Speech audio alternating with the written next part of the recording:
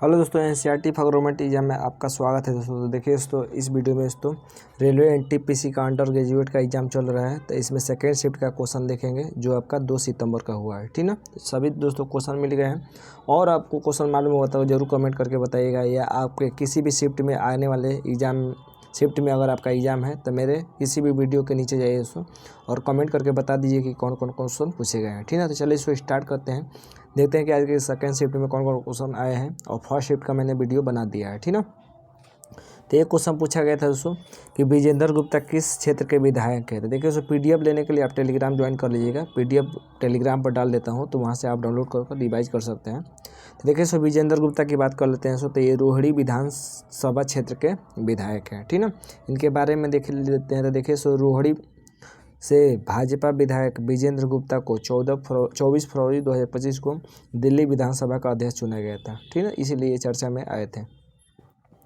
एक दोस्तों 97वें अकादमी अवार्ड से क्वेश्चन आया है आस्कर का, कि 97वें अकादमी अवार्ड्स में बेस्ट पिक्चर का अवार्ड किसे मिला है। पिक्चर है दोस्तों, पिक्चर बेस्ट पिक्चर का अवार्ड किसे मिला है। तो देखिए सो बेस्ट पिक्चर की बात कर लेते हैं दोस्तों, तो अनोरा को मिला है। अनोरा को दोस्तों बेस्ट पिक्चर का अवार्ड मिला है। आने वाले शिफ्ट के लिए याद रखिएगा, अगर बेस्ट पिक्चर पूछा है तो अनोरा हो जाएगा। बेस्ट अगर डायरेक्टर पूछेगा सो बेस्ट डायरेक्टर तो आपका सीन बेकर हो जाएगा। ठीक ना, अब बेस्ट एक्टर पूछेगा दोस्तों तो एड्रियन ब्रोडी हो जाएगा। अब बेस्ट एक्ट्रेस पूछेगा दोस्तों तो माइकी मेडिसन हो जाएगा। ठीक ना, मिकी मेडिसन हो जाएगा। तो ये दोनों याद रखिएगा दोस्तों, तीनों आपके आने वाले एग्जाम के लिए। अगला क्वेश्चन पूछता है कि तमिल के बाद भारत सरकार ने वर्ष 2005 में किस भाषा को शास्त्रीय भाषा का दर्जा दिया है। तो महत्वपूर्ण है, पूछ रहा है कि 2005 के बाद किस भाषा को शास्त्रीय दर्जा दिया गया है, शास्त्रीय भाषा का। तो इसका आंसर हो जाएगा संस्कृत को। संस्कृत को दोस्तों 2005 के बाद शास्त्रीय भाषा का दर्जा दिया गया है। बात कर लेते हैं सो, तो देखिए 2008 में तेलुगु और कन्नड़ को शास्त्रीय भाषा का दर्जा दिया गया था। 2013 में मलयालम को दोस्तों दिया गया था, और 2014 में उड़िया को दोस्तों शास्त्रीय भाषा का दर्जा दिया गया था। ठीक है, बात कर लेते हैं सो, अगर भाषा का बताया तो इसका बात कर लेते हैं। आने वाले शिफ्ट के लिए जितना बता रहा हूँ इसको याद रखिएगा। देखिए सो, अगर पूछे कि मूल संविधान में कितनी भाषाएं थी दोस्तों, तो 14 भाषाएं थी। वर्तमान में कितनी भाषाएं हैं, तो 22 भाषाएं हैं। ठीक ना, 21वें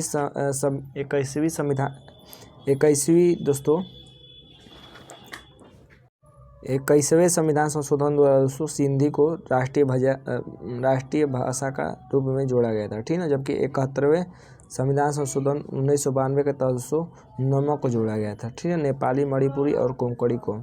और 92वां संविधान संशोधन 2003 के तहत दोस्तों बोडो, डोगरी, मैथिली, संथाली को जोड़ा गया था। ट्रिक है दोस्तों बोर्ड मास से आप याद कर सकते हैं कि बोडो, डोगरी, मैथिली, संथाली। ठीक ना, और ये अगर पूछे, ये महत्वपूर्ण है कि भाषा के आधार पर गठित होने वाला पहला राज्य कौन था दोस्तों, तो ये आंध्र प्रदेश था। कौन था? आंध्र प्रदेश था। ठीक ना, अगला देते हैं। अगला क्वेश्चन आया था कि जिला न्यायालय के न्यायाधीशों की नियुक्ति किसके द्वारा की जाती है। तो देखिए सो बात कर लेते हैं। तो जिला न्यायालयों के न्यायाधीशों की नियुक्ति दोस्तों राज्यपाल द्वारा की जाती है। किसके द्वारा की जाती है? राज्यपाल के द्वारा की जाती है। इससे रिलेटेड याद रखिएगा कि अनुच्छेद 233A कह दे या 233(1) कह दे, एक ही बात है। तो अनुच्छेद 233(1) के तहत कुछ जिला न्यायाधीशों की नियुक्ति का और उनके द्वारा किए गए निर्णय आदि का विधि मान्यकरण के बारे में बताया गया। ठीक ना, किसमें? अनुच्छेद 233A में। अगला क्वेश्चन पूछा था दोस्तों, आपका एक अभ्यास से पूछा था कि हिंद महासागर में कौन सा युद्धाभ्यास हुआ है हाल ही में। तो देखिए सो फरवरी 2025 में दोस्तों हिंद महासागर में ट्रोपेक्स 25 नाम का दोस्तों युद्धाभ्यास हुआ था। ये सो ट्रोपेक्स का फुल फॉर्म होता है दोस्तों कि थिएटर लेवल ऑपरेशनल रीडाइनेस होता है। ठीक ना, रीडाइनेस एक्सरसाइज होता है यह दोस्तों। यह भारतीय नौसेना का सबसे बड़ा समुद्री युद्धाभ्यास था। ठीक ना, तो कुछ महत्वपूर्ण सैन्य अभ्यास बता दे रहा हूँ दोस्तों, आने वाले शिफ्ट के लिए याद रखिएगा। इसमें से बहुत दोस्तों आपके शिफ्ट में पूछा जा चुका है, और आने वाले शिफ्ट में भी पूछा जा सकता है। ठीक है, संप्रीति अगर युद्ध अभ्यास पूछे दोस्तों, तो प्रीति किसके साथ भाग गई दोस्तों? बांग्लादेश के साथ। तो भारत और बांग्लादेश के बीच होता है संप्रीति युद्ध अभ्यास। सैन्य अभ्यास कर लिया जाए या युद्ध अभ्यास कर लिया जाए। ठीक है, सैन्य अभ्यास। मित्र शक्ति पूछे दोस्तों, तो मित्र हम लोग का कौन है? तो श्रीलंका है। पाकिस्तान और चीन तो मित्र है नहीं। तो मित्र शक्ति दोस्तों भारत और श्रीलंका के बीच होता है। मैत्री पूछे दोस्तों, तो मैत्री भारत और थाईलैंड के बीच होता है। वज्र प्रहार पूछे दोस्तों तो भारत और संयुक्त राज्य अमेरिका के बीच होता है, ठीक ना। युद्ध अभ्यास पूछे दोस्तों तो युद्ध किसके साथ युद्ध करने में सबसे माहिर कौन है दोस्तों, तो युद्ध आपका सबसे ज़्यादा संयुक्त राज्य अमेरिका करता है, ठीक ना। वज्र सबसे ज़्यादा कौन कर सकता है, तो संयुक्त राज्य अमेरिका ही कर सकता है क्योंकि सबसे बड़ा है। नोमैडिक एलिफेंट पूछे तो भारत और मंगोलिया के बीच होता है। गरुड़ शक्ति पूछे तो भारत और इंडोनेशिया के बीच होता है। शक्ति अभ्यास पूछे तो शक्ति, अगर आपके पास शक्ति रहेगा दोस्तों तो आप फंसा लेंगे, तो भारत और फ्रांस के बीच होता है। इंदिरा अभ्यास पूछे तो इंदिरा में आपको रा दिखाई दे रहा है, तो रा से रूस याद रखिएगा। खंजर पूछा जा चुका है, इंदिरा पूछा जा चुका है, ठीक ना। खंजर और इंदिरा पूछा जा चुका है आपके शिफ्ट में। तो खंजर अभ्यास पूछे तो भारत और किर्गिस्तान के बीच होता है। सूर्य किरण पूछे तो सूर्य पूर्व से निकलता है और पूर्व में नेपाल है, तो भारत और नेपाल के बीच होता है। समुद्र शक्ति पूछे तो भारत और इंडोनेशिया। हैंड इन हैंड पूछे दोस्तों तो भारत और चीन। तो हैंड एंड हाथ में किसका है, हाथ में हाथ कौन लिए है, तो भारत और चीन है। इक्वेरियन दोस्तों भारत मालदीव के बीच होता है। अजय योद्धा, अजय कब नहीं, आप अजय मतलब कब नहीं हारेंगे दोस्तों, जब आपके पास 10 रुपया रहेगा। तो बेटे इंद्रधनुष, इंद्र में कितने रंग होते हैं, 7 होते हैं, तो 7 मत याद रखिएगा, 10 याद रखिएगा, तब बी 10, ठीक ना। ये याद रखिएगा। उम्मीद करते हैं कि मैंने आपको याद भी करवा दिया इतना दोस्तों कम समय में। अगला क्वेश्चन देखते हैं। अगला क्वेश्चन पूछता है कि दल बदल कानून भारतीय संविधान की किस अनुसूची में दिया गया है, तो इसका आंसर हो जाएगा दोस्तों 10वीं अनुसूची। 10वीं अनुसूची में दोस्तों उल्लेख किया गया है दल बदल कानून का, ठीक ना। इसको दोस्तों 52वें संविधान संशोधन अधिनियम 1985 के माध्यम से संविधान में शामिल किया गया था, ठीक ना। ये भी महत्वपूर्ण है, 52वें संविधान संशोधन 1985 के तहत इसको शामिल किया गया था। ये क्वेश्चन आया था दोस्तों कि निम्नलिखित में से कौन सा कनौज संघर्ष से संबंधित नहीं थे। देखिए दोस्तों कनौज संघर्ष दोस्तों 3 लोगों में हुआ था, ठीक ना। 3 लोगों में हुआ था दोस्तों। तो अगर पल्लव ऑप्शन में दिया हुआ तो पल्लव हो जाएगा, ठीक ना, क्योंकि पल्लव ज़्यादातर देता है, तो पल्लव इसका आंसर सही हो जाएगा। बात कर लेते हैं दोस्तों। तो देखिए भारत के 3 प्रमुख साम्राज्य पाल, प्रतिहार और राष्ट्रकूट के बीच कनौज का पर अधिकार के लिए संघर्ष हुआ था, ठीक है। तो कौन कौन, पाल, प्रतिहार और राष्ट्रकूट। पल्लव नहीं था, ठीक ना। एक क्वेश्चन आया था दोस्तों कि निम्नलिखित में से किस में नागरिकता का प्रावधान नहीं है। तो देखिए सो नागरिकता का प्रावधान किस में नहीं है। ऑप्शन है दोस्तों पंजीकरण वंश की गोद लेना। तो देखिए सो इसका आंसर हो जाएगा गोद लेना।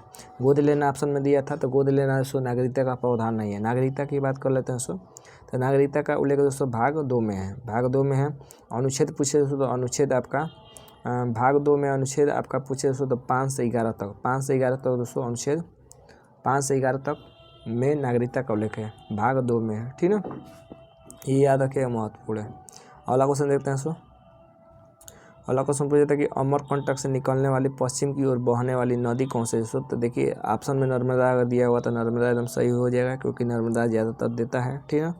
तो अमरकंटक से निकलने वाली नदी कौन है, नर्मदा है। और पश्चिम की ओर बहने वाली नदी कौन है, नर्मदा है। तो अमरकंटक के मुख्य रूप से नर्मदा, अमरकंटक से कौन कौन सी नदी निकलती है, तो नर्मदा निकलती है, सोन निकलती है और जोहिला निकलती है, ठीक ना। तो ये नदी अमरकंटक से निकलती है।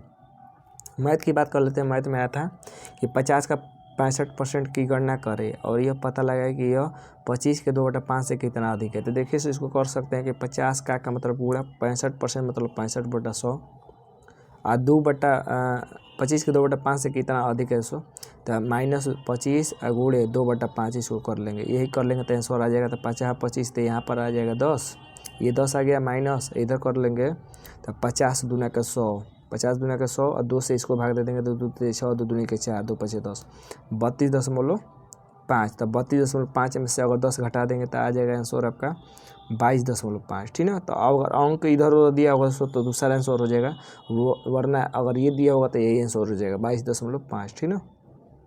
अगला क्वेश्चन देखते हैं। अगला एक मैथ का क्वेश्चन आया था कि यदि विक्रय मूल्य लागत मूल्य CP से 50% अधिक है, तो विक्रय मूल्य यहाँ पर नहीं रहना चाहिए, यहाँ पर अंकित मूल्य रहना चाहिए।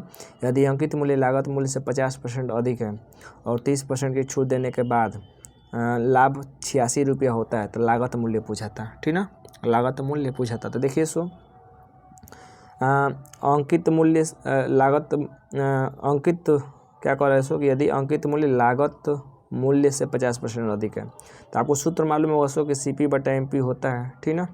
तो अंकित मूल्य 50% अधिक है तो 150 हो जाएगा, CP 100 मान लेंगे, ठीक।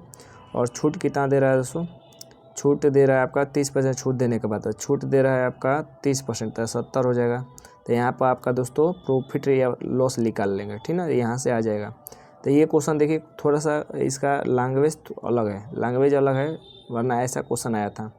एक देख लेते हैं, ये स्क्वायर रूट वाला था कि अंडर रूट 586 फिर अंडर रूट 0.04 और अंडर रूट 289, अगर ये आया था तो इसका भी आप निकाल सकते हैं। अंडर रूट 586 दशमलव में दिया होगा आंसर 0.04, इसका निकाल लेंगे तो ये आ जाएगा अंडर रूट 289, ठीक ना।